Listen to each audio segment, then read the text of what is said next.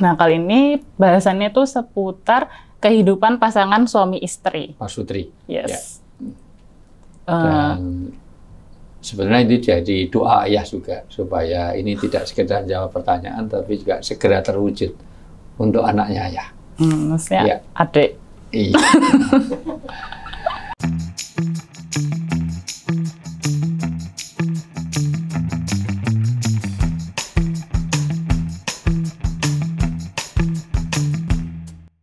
Action.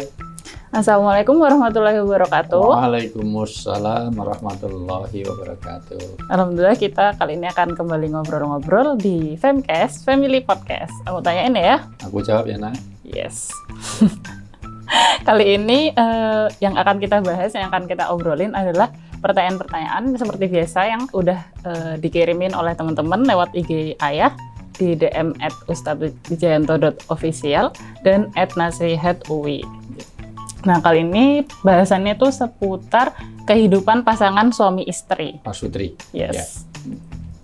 Dan sebenarnya ini jadi doa ayah juga, supaya ini tidak sekedar jawab pertanyaan, tapi juga segera terwujud untuk anaknya ayah. Maksudnya adik. Iya. Oke. Ya, siapa tahu dari Femcast juga nanti ada yang cocok untuk sarjana psikologi. Ngapain pakai di riwayat hidupnya gitu? Iya, saya hanya nyampaikan aja, bukan faktanya lah. Barusan wisuda dari UNER, Fakultas Psikologi. Ya, anak saya yang pertama, alhamdulillah. Orangnya ada di sini. Ya. Alhamdulillah. Besok-besok aja ya kalau ada yang mau. Kalau gitu kita langsung ke pertanyaannya aja. Ya. Yang pertama, Assalamualaikum Ustadz. Saya mau bertanya, jika istri tidak mau dimadu atau dipoligami, kemudian suami tetap menikahi selingkuhannya yang sudah hamil, apakah istri berdosa jika meminta cerai? Mohon penjelasannya Ustadz. Ada dua masalah yang perlu disampaikan di sini. Pertama, bahwa seorang istri kalau memang dia ada keberatan dan tidak memungkinkan untuk tercapainya satu kebahagiaan dalam berkeluarga, untuk alasan-alasan yang dibenarkan, maka boleh istri itu minta cerai. Artinya, jangankan kepada sesuatu yang memang menyangkut masalah batin, tapi nanti ada kewajiban tertentu. Misalnya kalau itu minta cerai, nanti hukumnya adalah mengembalikan mahar. Dan itu pun dimediasi dulu. Di dalam Islam ada bertahkim. Bertahkim itu menghadirkan dua keluarga yang nanti bisa kumpul bareng supaya nanti diputuskan secara adil, tidak secara emosional. Karena ide dari satu pernikahan adalah wihdatul ummah, yaitu bersatunya. Jadi kalau bisa hindari perceraian, dan pernikahan itu sesuatu yang disenangi malaikat dan juga Allah sangat senang pada adanya pernikahan.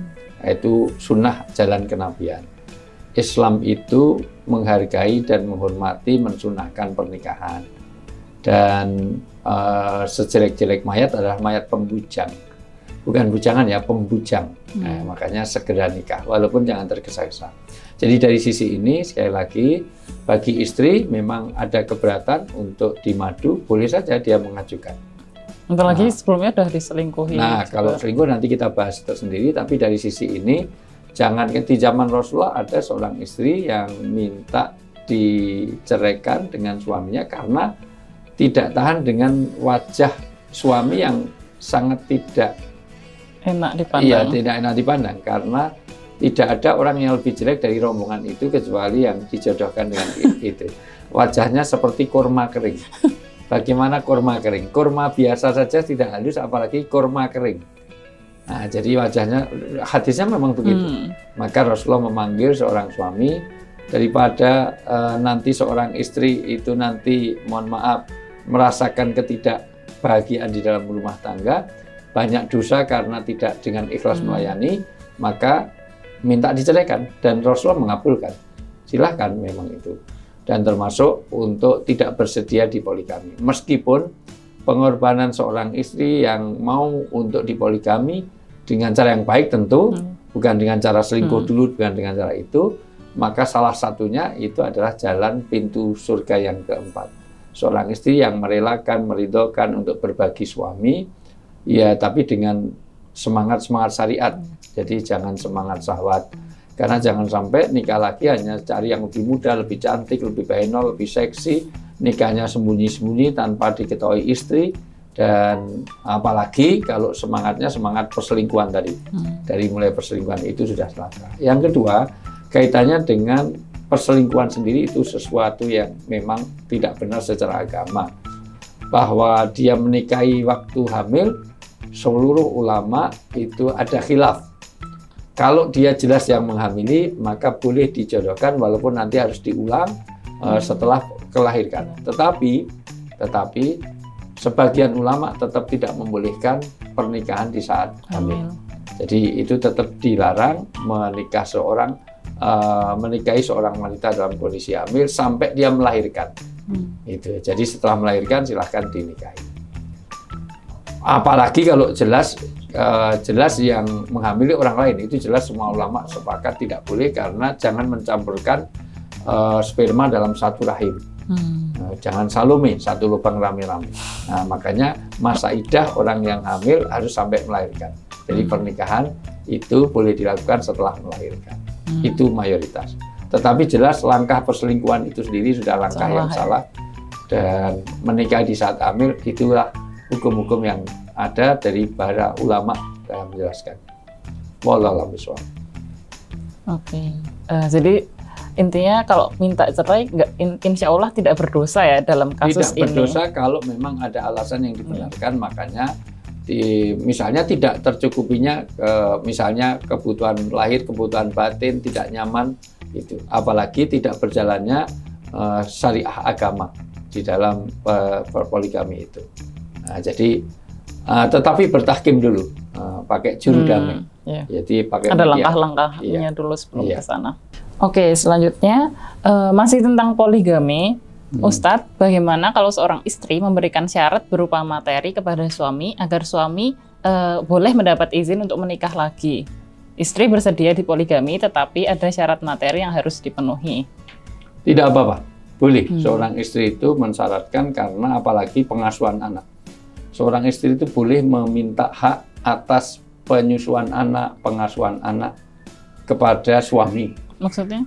Artinya biaya menyusui, biaya itu nggak apa-apa. Saya minta karena aku sudah menyusui anakmu, mendidik anakmu, dan memasakkan untuk keperluan anakmu. Di dalam hadis boleh seorang istri itu minta, saya tolong dikasih gaji sekian, boleh itu. Tetapi tidak boleh di luar kemampuan suami. Artinya ya kita lihat pada kemampuan suami. Karena nanti salah satu istri yang tidak baik kalau dia menuntut lebih dari kemampuan suami. Ya, jadi kalau memang itu syarat yang disetujui, silahkan saja, nggak ada masalah. Seorang istri itu minta belanja per bulan sekian untuk kebutuhan itu. Bahkan kalau sampai itu tidak terpenuhi padahal suami mampu, seorang istri boleh mencuri harta suami. Adalah hindun. Mendatangi Rasulullah, ya Rasulullah, engkau tahu suamiku, ya tahu, yang jodohkan aku. Abu Sufyan itu orang yang kaya raya. Kalau sekarang ya handphonenya ganti-ganti, mobilnya juga 4 rodanya misalnya gitu, pokoknya dia orang yang berkecukupan, tetapi dia pelit untuk makan. Kalau orang sekarang ya hanya cukup menu 5 tarak, kerupuk, kubis, kangkung, sama kecap, kalau paling banter stereo, sekor setengah, tempe separuh. Maka aku suka ngambil uang suamiku untuk keperluanku. Maka kata Rasulullah, ya Hindun, ambillah uang suamimu, tidak hanya untukmu, tapi untukmu dan untuk anak-anakmu. Jadi seorang istri boleh mencuri harta suami kalau suaminya pelit padahal dia mampu. Tapi tidak berlaku pada mama. Mamamu tidak berlaku, karena seluruh uang saya yang menguasai adalah mama. Jadi dia tidak berlaku, karena ATM segala yang megang mama, jadi dosa kalau sampai mencuri. Ya, itu sebenarnya. Ya, karena saya tidak termasuk yang pelit. Saksinya adalah dirimu. Tabunganmu sudah isiannya luar biasa. Alhamdulillah. Ya. Alhamdulillah, sama-sama. Oke, pertanyaan ketiga, Ustadz, apa hukumnya bercerai ketika suami istri sudah tidak memiliki rasa cinta terhadap satu sama lain? Jadi bercerai bukan karena orang ketiga, tetapi karena tidak ada rasa satu sama lain dan supaya pernikahan tidak dijalankan dengan terpaksa? Yang diusahakan kalau orang sudah bosan dengan suami istri adalah dengan bersabar. Sekarang dibaca surat An-Nisa ayat 19. Di dalam surat An-Nisa ayat 19 jelas suami istri itu ya pasti nanti ada hukum bosan. Kepada siapapun dunia ini tidak ada sesuatu yang langgeng, yang abadi karena sifatnya fana. Maka mau cinta apapun, cinta itu ada batasnya, titik kulminasi. Makanya turun ayat itu. Coba dibaca. Wahai orang-orang yang beriman, tidak halal bagi kamu mewarisi perempuan dengan jalan paksa. Seorang suami tidak boleh maksa-maksa istri, karena ini bicara tentang bagaimana suami berbuat baik kepada istri. Jangan suka maksa-maksa istri. Terus? Dan janganlah kamu menyusahkan mereka. Jangan pernah menyusahkan seorang pasangan istri, termasuk suami, dari mulai panggilan. Saya sering sampaikan, jujur saja tidak boleh kalau itu panggilan tidak menyenangkan. Orangnya gemuk, panggil dut-dut, ya jangan. Orangnya itu. Tapi kalau gemuk ya jangan panggil sing langsing, menyinggung perasaan. Wahai istriku yang sangat berbobot. Nah misalnya begitu. Pokoknya buat panggilan-panggilan yang menyenangkan. Jangan sampai menyusahkan. Apalagi diteruskan. Karena hendak mengambil kembali sebagian dari apa yang telah kamu berikan kepadanya. Apalagi hanya karena materi. Nah, jadi dibentak-bentak biar minta uang belanjanya gini, biarnya uang belanja. Ini antara sarangeo apa uang belanja nggak jelas. Karena sekarang kalau foto ibu-ibu kok begini, ini uang belanja apa sarangeo. Dari sisi ini sekali lagi, apalagi dibentak-bentak biar minta uang belanjanya sedikit. Jadi dibikin sering emosional biar nanti takut untuk minta uang belanja. Meskipun juga jangan sebaliknya. Iya, istri yang ketus sekali, yang jutek supaya apa uang belanjanya banyak. Nah, itu juga nggak boleh. Terus, karena hubungan Anda bukan hubungan bisnis, hubungan transaksional bukan. Ya, terus. Kecuali apabila mereka melakukan perbuatan keji yang nyata. Kecuali kalau ada perbuatan keji yang nyata, maka boleh dipisahkan tidurnya, boleh bahkan nanti boleh dipukul meskipun ada syaratnya. Tidak boleh di wajah, tidak boleh menciderai, tidak boleh keluar darah, tidak berbekas segala macam. Nanti ada syarat-syaratnya. Kapan seorang suami boleh mukul istri? Itu pun hanya oleh Ibnu Qutadah disampaikan hanya boleh pakai alat tidur. Jadi seorang suami boleh mukul istri hanya boleh pakai bantal, guling, selimut. Ya, nggak boleh pakai raket nyamuk, disetrum nggak boleh. Itu tidak termasuk di dalamnya. Ya. Dan bergaullah dengan mereka menurut cara yang patut. Ya, wa'asiruna bil ma'ruf artinya saling pengertian. Kunci hubungan suami istri adalah bagaimana saling pengertian. Ya, terus? Jika kamu tidak menyukai mereka. Nah, ini sebagai pertanyaan. Kalau seorang sudah tidak suka pada pasangan, karena dulu mungkin kutilang kurus tinggi langsing. Sekarang pertumbuhannya melebar sampai gemuk gendut gembrot. Dulu mungkin orang yang ganteng, sekarang masya Allah itu, ya gangguan telinga sekarang. Ya, dulu ganteng bener, sekarang ganteng gangguan telinga. Ternyata sudah hahe di telepon semuanya. Mungkin dulu suka ke diskotik masih oke, sekarang apotek yang selesai. Artinya bicaranya obat. Kalau kamu nggak suka, terus? Maka bersabar. Nah, kuncinya adalah suruh bersabar. Terus?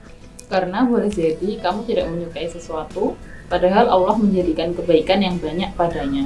Karena boleh jadi kamu tidak menyukai sesuatu, padahal Allah menjadikan kebaikan yang banyak. Jadi dari sisi ini maka perlu kita sampaikan, kalau kita tidak suka modal berhubungan suami istri itu ada 4. 1 sabar, syukur, fikir, zikir.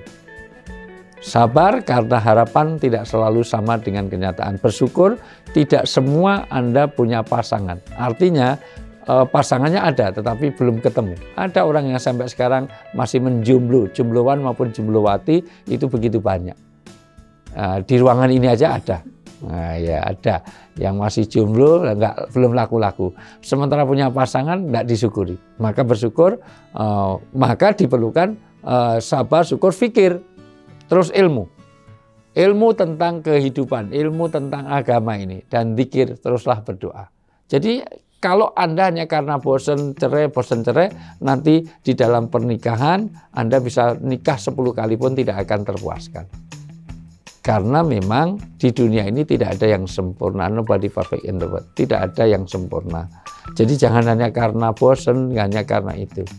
Cari, Rasulullah sendiri itu mengalami. bagaimana suami istri dibangun romantisme. Padahal Aisyah radhiyallahu anha juga sudah cantik luar biasa. Itu. Dan Rasulullah juga orang yang handsome di dalam penampilan, tetapi kadang-kadang membangun romantisme, mengambil korden, diselimutkan berdua, keliling di dalam rumah. Ngapain? Kita pura-pura jadi manten lagi. Artinya itu mengenang kembali. Nah, gitu. Jadi membangun romantisme, membangun kembali rasa cinta itu dengan mengambil sisi-sisi baiknya. Jadi jangan nanti tidak usah kaget kalau tiba-tiba ayah ngambil korden situ terus dibawa sama mama keliling kampung sini, ngapain? Tutup mata. Iya, pura-pura ini pengantin baru lagi. Iya, gitu.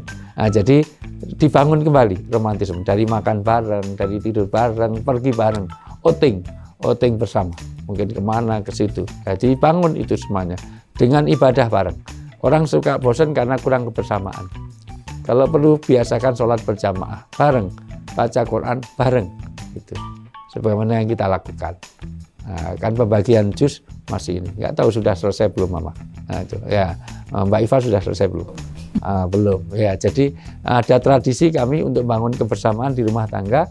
Maka saya jus 1 misalnya, mama jus 2, Mbak Iva jus 3, anak-anak saya semuanya dapat, sehingga bisa khatam sebulan. Kenapa? Karena pembagiannya hanya 1 jus semuanya. Ya, jadi alhamdulillah.